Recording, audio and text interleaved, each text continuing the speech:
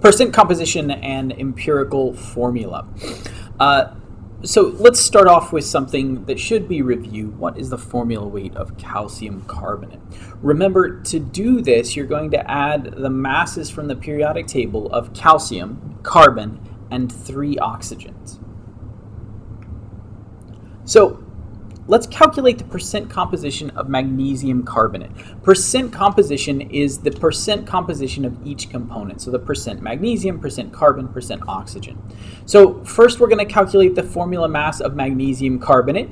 24.31 grams, 12.01 grams, and 3 times 16 grams gives us, add it all up, the formula mass of that magnesium carbonate, 84.32 grams. So magnesium, we take just the magnesium component, 24.31 grams, and divide it by the total formula mass, multiply it times 100, and that gives us 28.83% magnesium. Same idea with carbon, 12.01 divided by 84.32 times 100 is 14.24% carbon, and then oxygen, 48 divided by 84.32. Remember, 3 times 16 is the total mass from oxygen. That's why we have 48 there, times 100 equals 56.93%. So you'll notice that the mass of magnesium carbon is over half oxygen. So add those all up and they should equal to 100. So formulas. The empirical formula is the lowest whole number ratio of atoms in a compound. The molecular formula is the true number of atoms of each element in the formula of a compound. So molecular formula is going to be equal to empirical formula times some integer. For ionic compounds, the empirical formula is always what you're given. For molecules, sometimes you'll see the empirical, you'll be able to calculate an empirical formula and then have to figure out molecular formula. So the molecular formula for C6H6, if that is the molecular formula, this is the empirical formula is CH times that integer would give us the molecular formula. So the empirical formula is just CH. So formulas for ionic compounds are always empirical. They're the lowest whole number ratios. For example, sodium chloride, magnesium chloride, aluminum sulfate, potassium carbonate. Formulas for molecular compounds might be empirical, the lowest whole number ratio, or they might not be.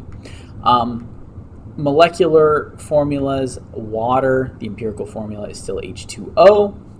C6H12O6, which is glucose, gives us CH2O, carbon, hydrogen, oxygen, right? Carbon and water, it's a carbohydrate. C12H22O11, which is sucrose, is actually still C12H22O11 because you can't simplify because of that 11. So to figure out an empirical formula when you're given masses of components. So you base your calculation on 100 grams of the compound. You determine the moles of each element in 100 grams of the compound. You divide each value of moles by the smallest of the values, and you multiply each number by an integer to obtain whole numbers. And they should all be multiplied by the same integer. Those are the instructions you'll need to be able to do this. So adipic acid contains 49.32% carbon, 43.84% oxygen, and 6.85% hydrogen by mass. What is the empirical formula of adipic acid? So we treat the percent as mass and convert grams to moles. So we say 49.32 grams of carbon, convert that to moles using the molar mass from the periodic table. Do the same thing with the hydrogen, do the same thing with the oxygen, right? 6.85 grams of hydrogen divided by the molar mass of hydrogen, 1.01, gives us 6.78 moles of hydrogen. 43.84 grams of oxygen divided by the molar mass of oxygen from the periodic table gives us 2.74 moles of oxygen. So we then divide each value of moles by the smallest value. So the smallest value is the value from oxygen, 2.74. So 4.107 divided by 2.74 is 1.5. 6.78 moles of hydrogen divided by 2.74 gives us 2.47. 2.74 moles of oxygen divided by 2.74 moles, of course, is 1 because that was our lowest number. What you now have to do is look at these. And you see 1.5, 2.47, which at this point you can say that's basically 2.5, and oxygen is 1. So if we multiply all of these by some integer to give us whole numbers, what would that be? And that is 1. That is 2. So carbon, 1.5 times 2 is 3. Hydrogen, 2.5 times 2 is 5. Oxygen, 1 times 2 is 2. So the empirical formula is going to be C3H5O2. Now, this is not necessarily the molecular formula. So the empirical formula for adipic acid is C3H5O2, but the molecular mass of adipic acid is 146 grams per mole. What is the molecular formula of adipic acid?